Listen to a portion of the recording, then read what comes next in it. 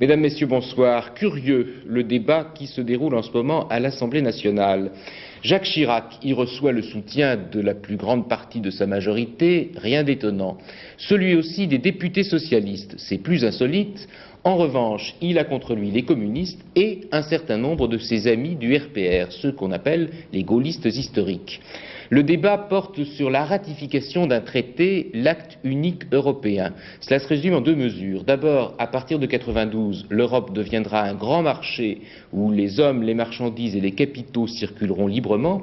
Et puis surtout, on va changer la règle des débats entre les 12. Pour le moment, il faut l'unanimité pour qu'une décision soit prise, et cela bloque beaucoup de discussions.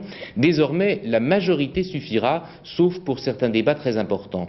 Attention, disent les adversaires de cette réforme du traité de Rome, on porte atteinte à la souveraineté nationale. Le récit de ce débat à l'Assemblée par Daniel Sportiello.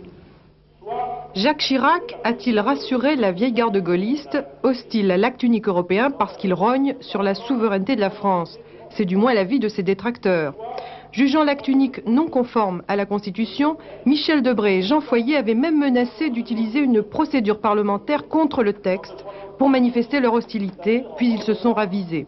Michel Debré, en tout cas, a écouté sans broncher l'hymne à l'Europe du Premier ministre qui a dû ravir l'UDF.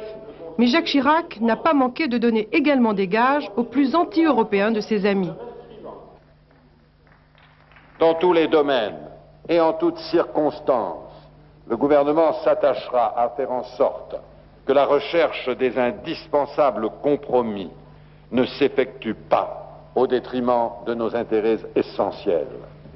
Les socialistes, favorables à cette réforme qui répond à l'engagement européen de François Mitterrand, n'ont pas manqué d'évoquer le remue-ménage qu'elle a suscité au sein du RPR. Où est votre engagement européen s'il vacille devant les moindres sautes d'humeur d'une partie de la majorité? Dans la foulée du Parti socialiste, c'est Valéry Giscard d'Estaing qui a lancé pour l'UDF son credo européen. Nous ne pouvons pas être les malgré nous de l'Europe. Nous devons au contraire saisir une chance historique qui est d'être le seul grand pays qui puisse assumer pour le moment le leadership de l'Europe. Le vote de cette nuit s'annonce sans surprise puisque les communistes, hostiles à l'acte unique, ont déjà annoncé qu'ils voteront contre le texte.